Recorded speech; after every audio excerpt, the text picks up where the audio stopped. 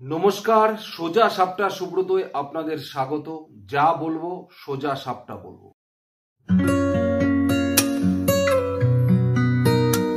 দখলের ক্ষুদ্র স্বার্থে আমাদের আন্দোলনকে ব্যবহার করতে চাইছে গোড়া থেকেই। আমরা একটা কথা বারবার স্পষ্ট করে জানিয়েছি, হাতরাস, কাঠুয়া, উন্নাওতে যারা ধর্ষকদের মালা পরিয়েছে তাদের ক্ষমতা দখলের খেলার চক্করে আমাদের আন্দোলনকে ব্যবহার করতে আমরা দেব না, জনগণ দেব না। তা বলি ডাক্তারবাবু, পশ্চিমবঙ্গের মানুষগুলোকে কি আপনাদের গয়াকার নয়ডয় রস্যু মনে হয়? গতকাল আপনারা প্রেস কনফারেন্স করলেন প্রায় 16.5 মিনিটের। সেই প্রেস কনফারেন্সে আপনাদের 7 দফা দাবি আপনারা রাজ্য সরকারের কাছে রাখলেন, সেই অনুযায়ী আপনারা মেলও করেছেন রাজ্য সরকারকে। তার মধ্যে আপনারা একটা কথা বলেছেন, যে কথাটা পরোক্ষভাবে আপনারা এই রাজ্যের বিরোধী দলকেই বলেছেন। আপনারা বলেছেন যে ক্ষমতা দখলের ক্ষুদ্র স্বার্থে আপনাদের আন্দোলনকে নাকি ব্যবহার করতে চাইছে। আপনারা নাম বলেননি বিজেপি, কিন্তু আপনারা উন্নাও হাতরাসের কথা বলেছেন।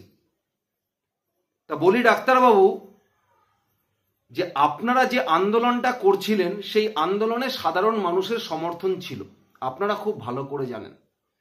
এই সাধারণ মানুষই কিন্তু যারা যারা রাস্তায় নেমেছেন তারা কিন্তু এটা জেনেই নেমেছে যে ডাক্তারবাবুরা যে আন্দোলনটা করছে সেটা সঠিক, এবং ডাক্তারবাবুদের আন্দোলনটা হচ্ছে বর্তমান সেই সরকারের বিরুদ্ধে যে সরকার তার স্বাস্থ্য ব্যবস্থায় যে মেয়েটি চাকরি করছিল তাকে সিকিউরিটি দিতে পারেনি, এরকম একটা নির্মম পৈশাচিকভাবে অত্যাচারিত হয়ে তাকে মেরে ফেলা হয়েছে। সেই ডাক্তারকে তার প্রমাণ লোপাটের জন্য বারংবার চেষ্টা করেছে যেই সরকারের প্রশাসন, তার বিরুদ্ধে সবাই রাস্তায় নেমেছে। তাহলে আপনাদের এটা ভাবতে হবে যে ভারতীয় জনতা পার্টি বা বিজেপিকে কিন্তু এই রাজ্যের মানুষই এই সরকারের বিরুদ্ধেই ভোট দিয়ে বিরোধী আসনে বসিয়েছেন। প্রায় 39% ভোট ভারতীয় জনতা পার্টি পেয়েছেন, প্রায় 2,35,00,000 ভোট।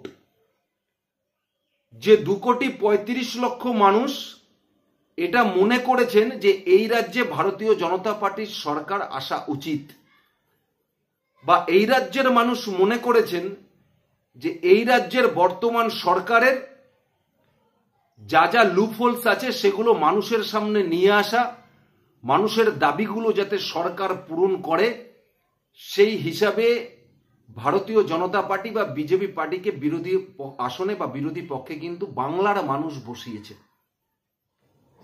তাই যে পার্টিটা বা যে দলটা 2,35,00,000 মানুষের সমর্থন নিয়ে বিরোধী আসনে রয়েছে, আপনি সেই দলটাকে মিডিয়ার সামনে নাম না নিয়ে উল্টো দিকে আপনি সেই দলকে আপনি বলছেন ক্ষুদ্র স্বার্থে ব্যবহার করছে আপনাদের আন্দোলনকে, বলে আপনি কাদের সুবিধা করে দিতে চাইছেন? গতকাল আপনাদের এই প্রেস কনফারেন্সে এই কথাগুলোর পরিপ্রেক্ষিতে আপনাদের মনে হচ্ছিল হয় আপনারা তৃণমূলের মুখপাত্র, নয়তো আপনারা সিপিএম এর মুখপাত্র। কারণ তৃণমূল আর সিপিএম এর যারা মুখপাত্ররা আছে তারা কিন্তু এই কথাটা বারবার বলে, ক্ষুদ্র স্বার্থ, হাতরাস, উন্নাও। কিন্তু যারা অরাজনৈতিক আন্দোলনের কথা বলছেন, যদি আপনারা অরাজনৈতিক আন্দোলনই করতেন তাহলে আপনারা মিডিয়ার সামনে যখন হাতরাসের কথা বলেছেন, উন্নাওয়ের কথা বলেছেন, তাহলে আপনারা ধানতলা, বানতলার কথাও বলতেন। এই কথাটাও কিন্তু আপনাদের মুখ থেকে আসা উচিত ছিল। যে বানতলায় আপনাদেরই স্বাস্থ্যকর্মী ধর্ষিতা হয়েছিলেন,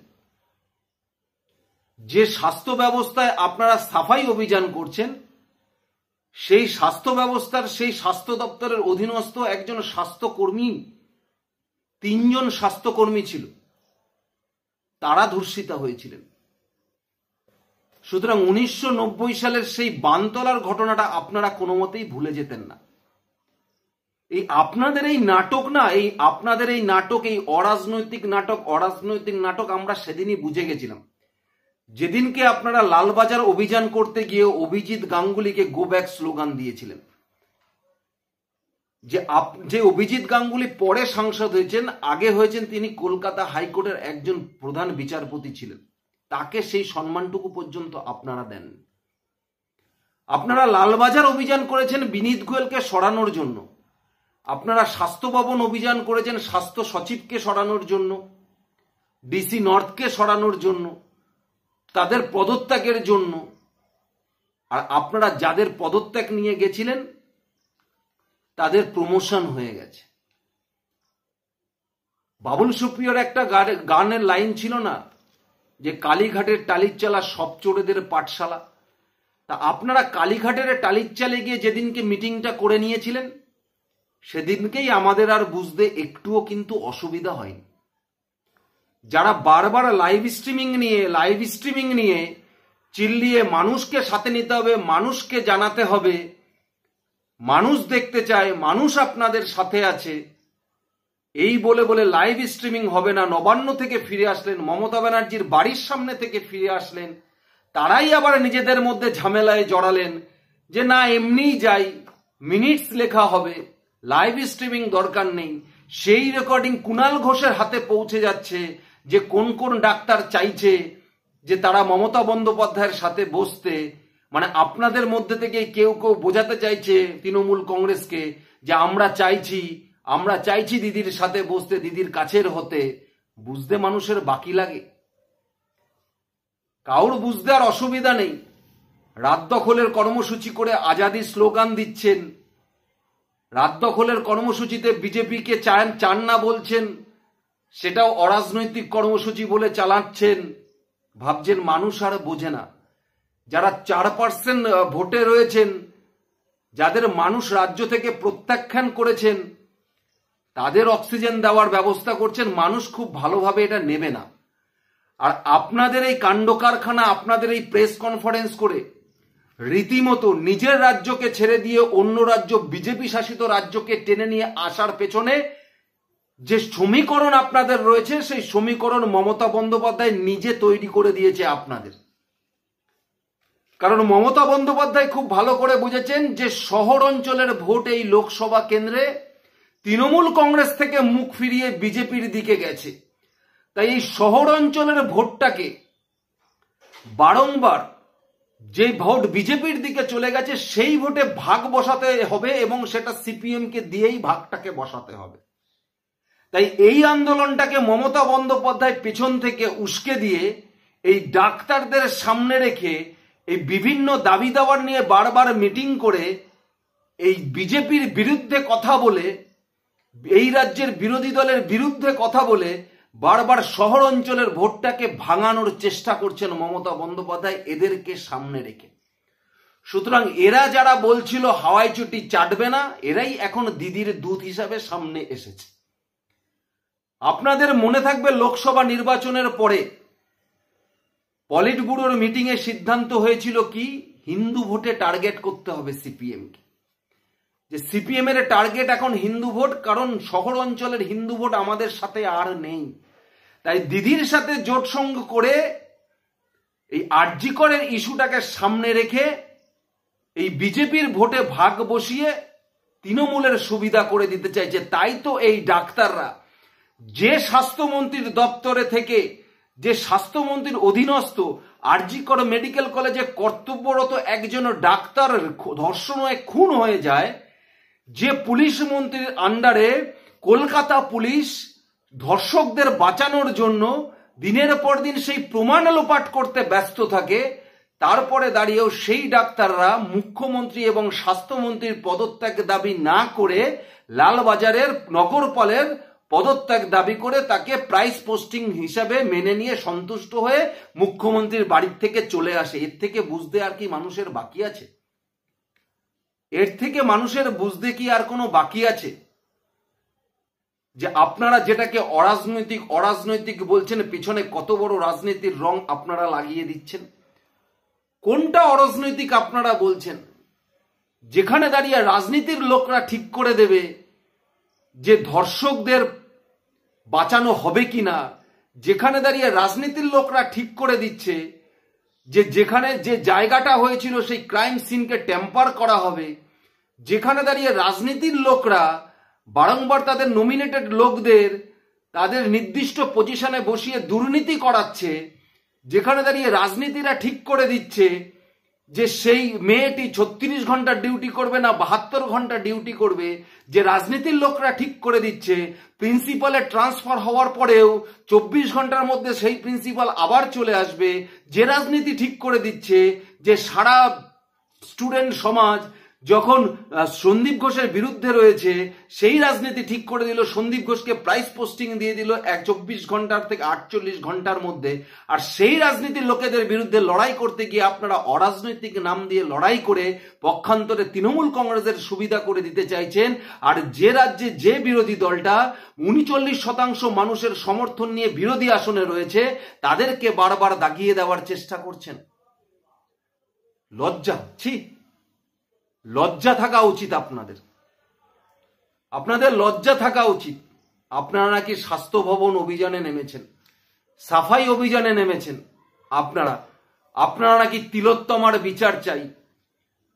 যে মমতা বন্দ্যোপাধ্যায় বলেছেন সিবিআই সিজিও কমপ্লেক্সে যেতে, মোহাম্মদ সেলিমকে যখন বলা হয়েছে নবান্ন অভিযানের কথা, তখন বলেছেন নবান্নে কেন যাব, গেলে সিজিও কমপ্লেক্সে যাব।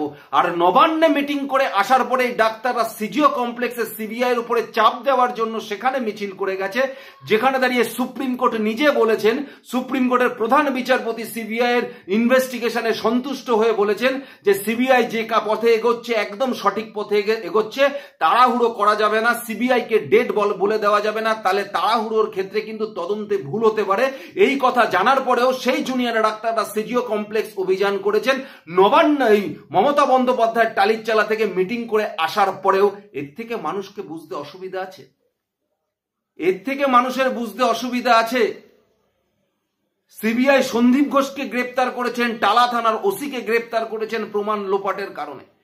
এটা প্রমাণ হয়ে গেছে বর্তমান পশ্চিমবঙ্গ সরকার তার পুলিশকে দিয়ে, মমতা বন্দ্যোপাধ্যায় পুলিশকে দিয়ে প্রমাণ লোপাট করিয়েছে।